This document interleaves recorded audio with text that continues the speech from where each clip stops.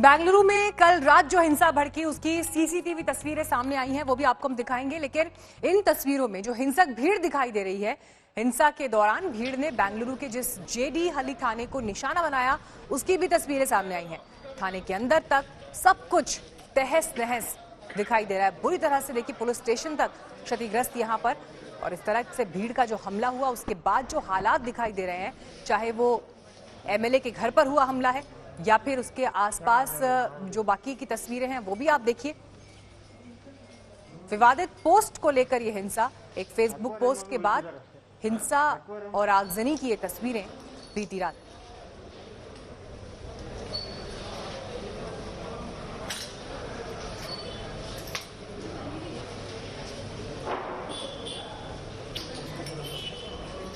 एक social media post ने कल रात हाईटेक शहर बेंगलुरु को हिंसा की आग में झोंक दिया। 4 घंटे तक बेंगलुरु में आगजनी, तोड़फोड़, हंगामा मचा। विधायक के घर से पुलिस स्टेशन तक उपद्रवियों ने जमकर बवाल किया। बेंगलुरु का ये जीडे हल्ली इलाका, जहां पर ये हमला उपद्रवियों ने किया, और उसके बाद कांग्रेस विधायक श्रीनिवास मूर्ति के घर को भी निशाना बनाया। श्रीनिवास के भतीजे ने ही दरअसल भड़काऊ पोस्ट किया था, जिसके बाद ये हिंसा भड़की और सैकड़ों की संख्या में लोगों ने पहले विधायक के घर को निशाना बनाया और फिर पुलिस स्टेशन तक पर हमला कर दिया। ये आपको हम सीसीटीवी फुटेज दिखा रहे हैं जो सामने आया है, और इसमें आप देखिए किस तरह से आपको यहाँ पर अफरा तफरी का एक माहौल दिखाई दे रहा है। और हमला करने वाले दिखाई दे रहे हैं, जिन्होंने न सिर्फ तोड़फोड़ की बल्कि एमएलए के घर को निशाना बनाया, पुलिस स्टेशन तक पर हमला किया, और 4 घंटे तक देश की हाईटेक सिटी में यह होता रहा। हमले में एडिशनल पुलिस कमिश्नर समेत 60 पुलिसकर्मियों को चोट तक आई है। 2 उपद्रवियों की मौत हो गई। पुलिस ने भड़काऊ पोस्ट करने वाले आरोपी को भी गिरफ्तार कर लिया है। हिंसा फैलाने के आरोप में 110 लोग गिरफ्तार हुए हैं।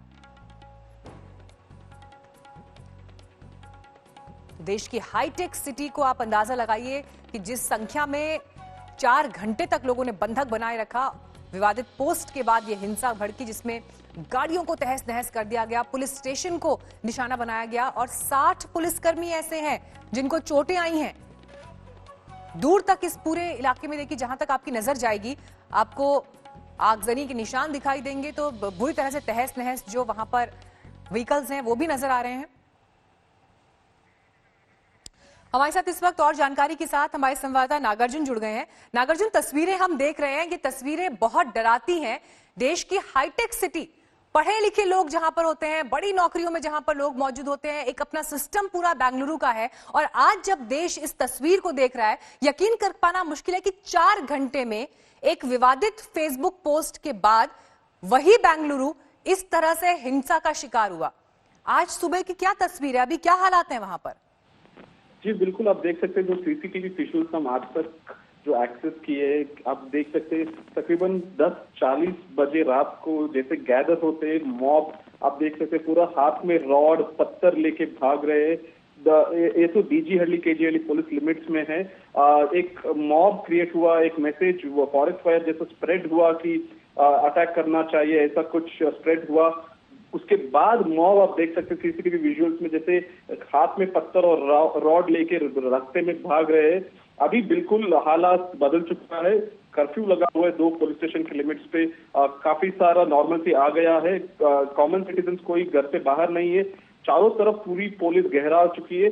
दोपहर 2:30 बजे या 3 बजे के करीब आसपास होम मिनिस्टर भी लोकेशन पहुंच रहे। अभी होम मिनिस्टर कोस्टल कर्नाटका में है, जो तब तक कर्फ्यू जारी रहेगी और पूरा बेंगलुरु को सेक्शन 144 लागू की है। जी नागार्जुन, ये बताइए, जब आरोपी भी 100 के आसपास लोगों को अरेस्ट किया गया है, इतनी बड़ी संख्या में लोग रात में निकल जाते हैं हमला करने के लिए, इस तरह की कोई इंफॉर्मेशन पहले से पुलिस के पास मौजूद नहीं थी या कोई प्रिकॉशनरी स्टेप्स जो लेने चाहिए थे ऐसे विवादित फेसबुक पोस्ट के बाद वो नहीं लिए गए? शायद लगता है इंटेलिजेंस फेलियर भी है, बट आपको जानकारी होगी कि मॉब अचानक बढ़ जाती है। क्या हुआ कि जो अक्यूज था वो पुलिस स्टेशन के अंदर था और मॉब जो पहले 40 या 50 लोग थे अक्यूज को हैंड ओवर करना चाहते थे, बट पुलिस ने अंदर से दरवाजा बंद कर ली। तब इमोशंस बढ़ी, चार्ज हुआ एनवायरनमेंट, और 50 500 हुए, 500 5000 हुए, ऐसा हुआ, मल्टीप्लाई हुआ और फिर दंगे हुए उधर। कर्फ्यू को लेकर अभी कुछ क्लैरिटी है? कब तक ये कर्फ्यू रहेगा और अभी ओवरऑल सिटी के क्या हालात हैं? अभी कर्फ्यू रात 12 बजे तक रहेगी। कल सुबह के लिए एक आज दोपहर को मीटिंग होगा, उसके बाद एक डिसीजन ली जाएगी कि कर्फ्यू शायद कंटिन्यू करना है कि नहीं लिफ्ट करना है। अभी तक रात 12 बजे तक कर्फ्यू 2 पुलिस स्टेशन लिमिट्स में जारी रहेगी और बैंगलोर में भी 144 सेक्शन जारी रहेगी। अभी बिल्कुल नॉर्मल हो गया है टेंशन उधर। सुबह 4 बजे तक सब कुछ ठीक हो गया था। अभी जो जीप और कार या बसेस जो जिसको आग लगी थी उसको निकाल रहे हैं पुलिस। शुक्रिया नागार्जुन, आप आगे भी जिस तरह के हालात वहां पर हैं उस पर नजर बनाए रखें। आपके पास हम अपडेट्स के लिए आते रहेंगे। लेकिन बेंगलुरु की जो तस्वीर है ये वाकई चिंता पैदा करती है, क्योंकि कोरोना संक्रमण से देश जूझ रहा है और ऐसे में अगर इस तरह की घटनाएं सामने आती हैं तो आप अंदाजा लगाइए कि प्रशासन के लिए अपने आप में ऐसे हालातों में काम करना, हालात को काबू करना कितना मुश्किल है। तस्वीर अब आपको जम्मू कश्मीर की दिखाते हैं। पुलवामा में आतंकवादियों और सुरक्षा बलों में एनकाउंटर चल रहा है और आज सुबह से ये एनकाउंटर शुरू हुआ है। सुरक्षा बलों ने 2 आतंकवादियों को ढेर कर दिया, जबकि दूसरे के साथ एनकाउंटर चल रहा है। पूरे इलाके को खाली भी कराया गया है। मुठभेड़ में सुरक्षा बलों का एक जवान शहीद हुआ है और दूसरा गंभीर रूप से घायल है।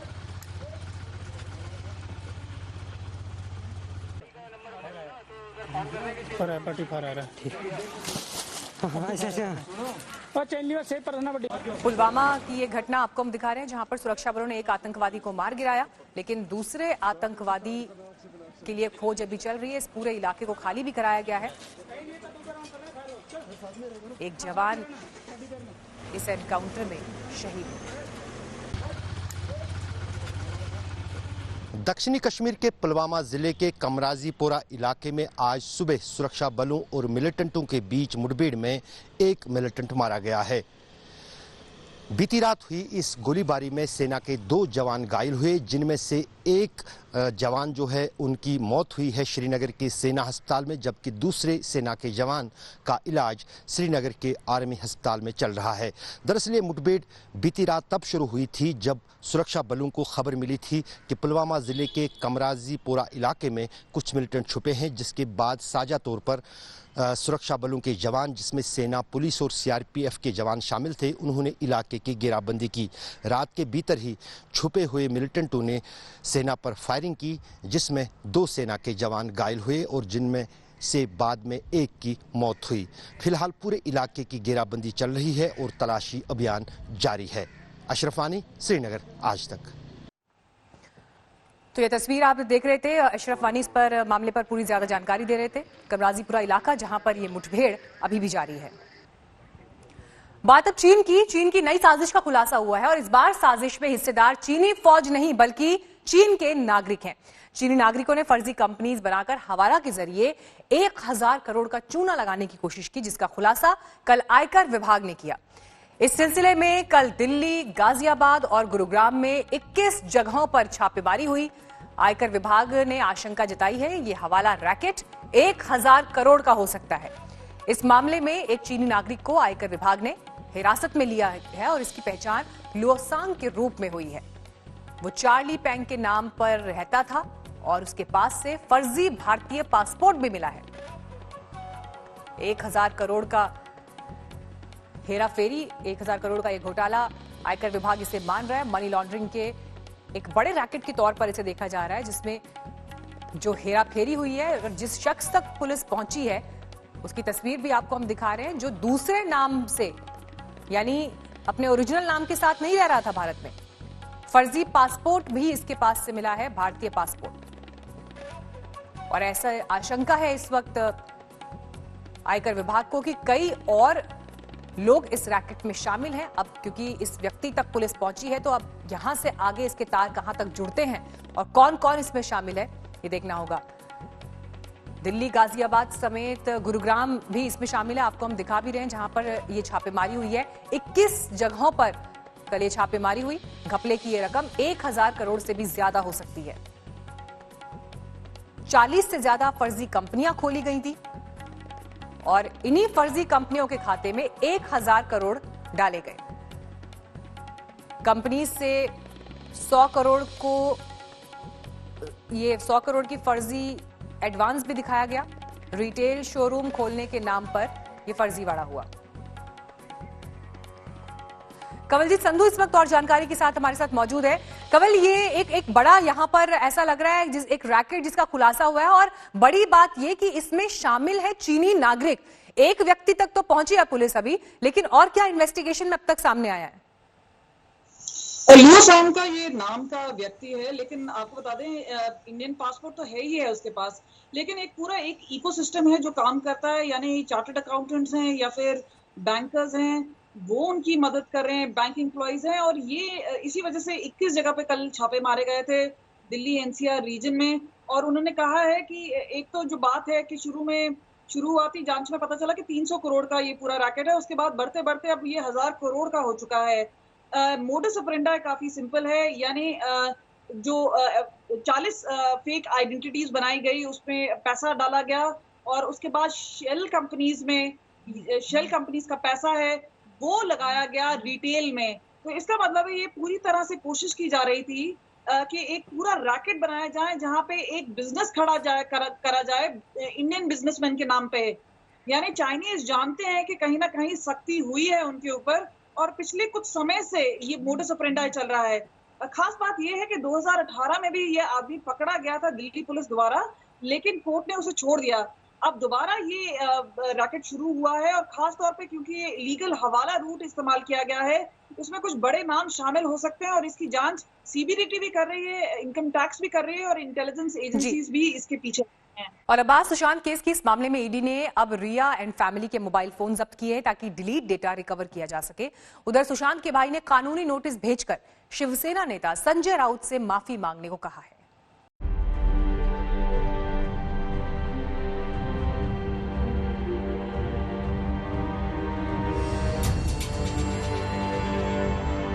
फैमिली में भी उसका अगर सब कुछ ठीक होता तो फैमिली के लोग उसके साथ आकर बैठते, पिताजी आते, उनकी बहनें आते, सब कुछ आते। क्या उस वजह से वो डिप्रेशन में था? कुछ ठीक नहीं चल रहा था फैमिली के साथ? उसकी भी जांच आप करनी चाहिए, सबकी जांच करनी चाहिए। इस बयान को लेकर शिवसेना नेता संजय राउत की मुश्किलें बढ़ने वाली हैं।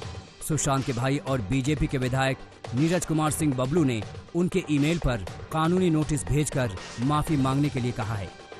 नोटिस में संजय राउत को 48 घंटे का वक्त दिया गया है और कहा गया है कि अगर उन्होंने माफी नहीं मांगी तो उनके खिलाफ मुकदमा दाखिल किया जाएगा।